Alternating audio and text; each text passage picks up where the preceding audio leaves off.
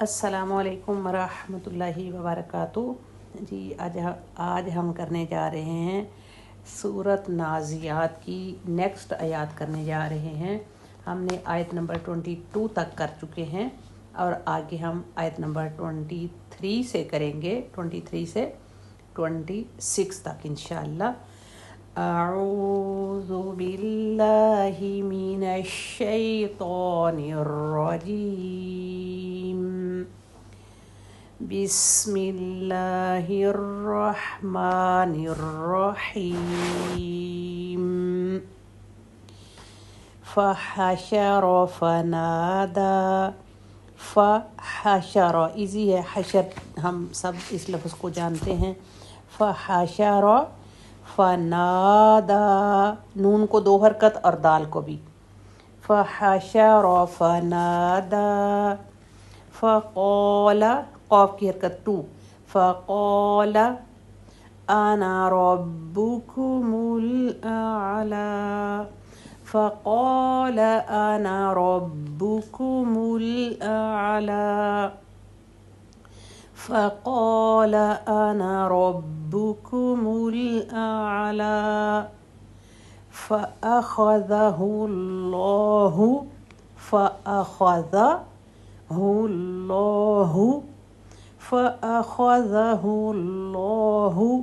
نکال، کاف کی حرکت 2، نکال الآخرۃ، آخی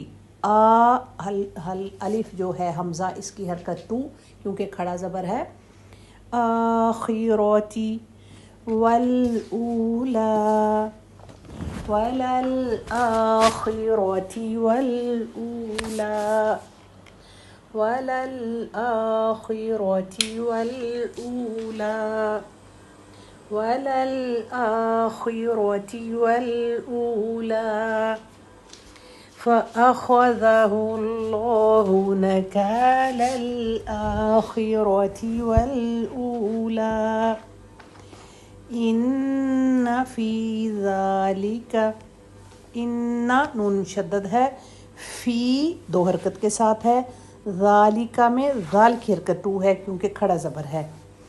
ان فی ذالک لعبرۃ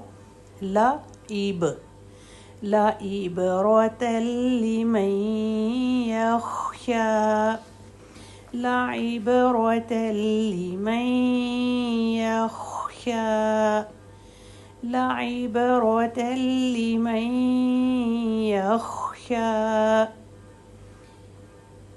ان فی ذلک لعبرۃ لمن یخشی۔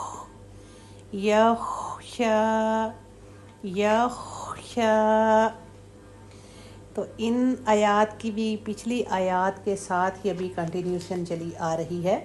پچھلی آیات میں ہم نے پڑھا تھا فرعون کے بارے میں کہ اللہ تعالیٰ کہتے ہیں کہ فرعون کی طرف جاؤ کیونکہ وہ سرکش ہو گیا ہے، اسے پوچھو کہ کیا تو پاک ہونا چاہتا ہے تو میں تمہارے رب کی طرف تمہاری رہنمائی کروں تاکہ تو اپنے رب سے ڈرے۔ پھر فرعون کو بہت بڑی بڑی نشانیاں بھی دکھاؤں لیکن وہ کوئی نشانی نہیں مانا، اس نے جھٹلا دیا اور کہنا نہیں مانا۔ پھر وہ لوٹا اور تدبیریں کرنے لگا۔ کیا تدبیریں کی کہ اس نے سب کو اکٹھا کیا اور پھر پکار کر کیا کہا، فقال انا ربکم الاعلی، کہ میں ہی تمہارا سب سے بڑا رب ہوں۔ یہ کہا اس نے کہ میں ہی، کیونکہ وہ اپنے آپ کو سب کا معبود مانتا تھا، سب ملک کا اقتدار اس کے ہاتھ میں تھا، معبود باطل کا سمجھتا تھا۔ یہ کافی صورتوں میں اس کا ذکر ڈیٹیل سے آیا ہے، تو کیونکہ ہم اس ٹائم اس کی ڈیٹیل نہیں کر سکتے، اس کی تفسیر آپ سنیں تو پھر اللہ تعالیٰ بتا رہے ہیں کہ جب اس نے ایسا کیا تو پھر کیا ہوا، فَأَخَذَهُ اللَّهُ نَكَالَ الْآخِرَةِ وَالْأُولَى، تو پھر اللہ تعالیٰ نے اس کو دنیا اور آخرت کے عذاب میں پکڑ لیا۔ دنیا کی سزا کے طور پر تو اس کے لاؤ لشکر کو آپ سنا ہے نا کہ فرعون کے پیچھے گیا، فرعون اپنی فوج کو لے کے حضرت موسیٰ علیہ السلام کے پیچھے گیا تھا اور پھر وہ دریا میں غرق ہو گیا تھا، اور آخرت کے عذاب کے لیے قرآن میں ہم بہت جگہوں پہ پڑھتے ہیں کہ اس کا بھیانک ناک انجام ہوگا۔ استغفر اللہ، اللہ تعالیٰ میں ایسی چیزوں سے بچائے، اللہ ہم سب کو اپنی حفظ و ایمان میں رکھے۔ آگے ہے ان فی ذلک لعبرۃ لمن یخشی۔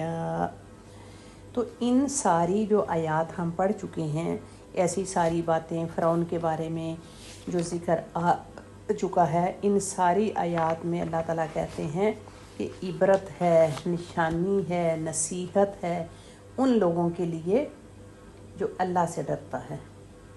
تو ہم سب نے اس میں دیکھنا ہے کہ اس میں ہمارے لیے کیا نشانی ہے، کیا عبرت ہے۔ عبرت اس چیز کو کہتے ہیں، عبرت عبور کرنے سے ہے، کہ یعنی دریا کا ایک کنارہ عبور کر کے دوسرے کنارے پہ ہم جاتے ہیں۔